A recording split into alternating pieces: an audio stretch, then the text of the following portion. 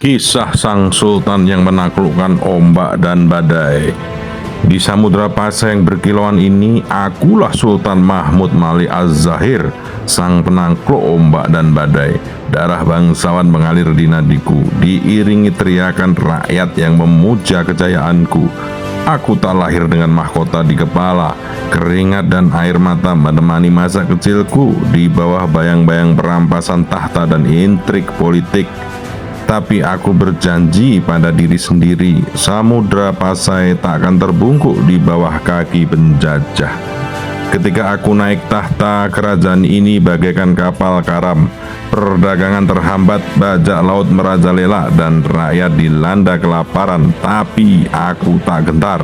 Aku kibarkan panji-panji perang, memimpin pasukan kami melawan bajak laut kejam, membebaskan jalur perdagangan, dan membawa kembali kemakmuran bagi rakyat.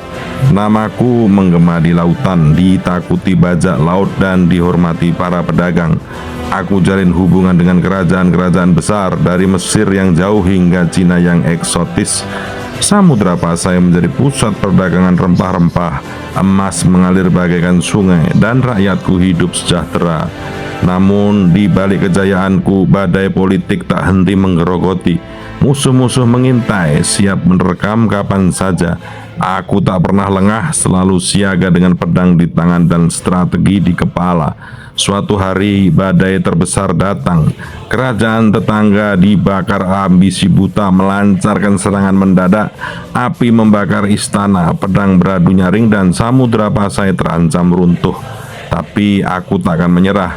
Aku bertempur dengan gagah berani, memimpin rakyatku melawan penjajah. Saat itulah pasukan gajah perangku yang selama ini sering dipandang sebelah mata menjadi pahlawan tak terduga. Gajah-gajah perkasa itu menerjang barisan musuh dengan kekuatan tak terelakkan.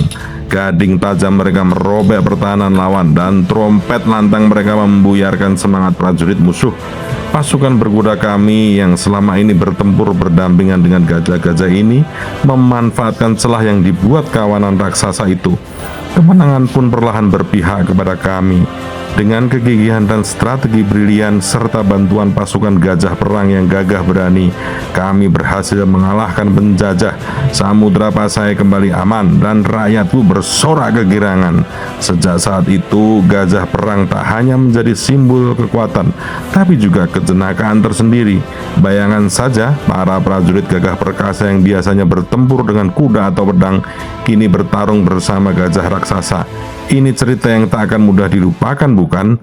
Oh, dan tahukah kalian, tepat di tengah hiruk-pikuk kemenangan ini datanglah seorang tamu istimewa, namanya Ibnu Battuta, seorang pengembara legendaris dari negeri yang jauh.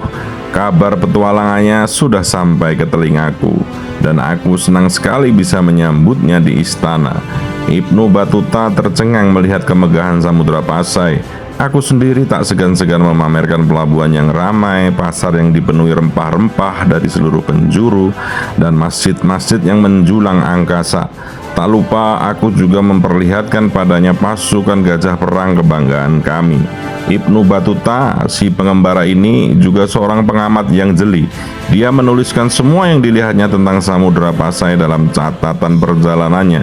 Siapa tahu berkat tulisan tangannya, kejayaan Samudra Pasai dan keunikan pasukan gajah perang kami akan terus dikenang, bahkan sampai berabad-abad setelahku tiada. Kisahku adalah kisah tentang kegigihan, keberanian, dan cinta tanah air. Aku tak sempurna, tapi aku selalu berusaha memberikan yang terbaik bagi rakyatku. Samudra Pasai adalah istanaku, dan aku adalah pelindungnya. Bagaimana menurut kalian? Apakah kisahku heroik, dramatis, kolosal, out of the box, sekaligus jenaka? Bagikan komentar kalian di bawah ini. Salam dari Sultan Mahmud Malik Az-Zahir, sang penakluk ombak dan badai, raja teragung dari Kesultanan Samudra Pasai.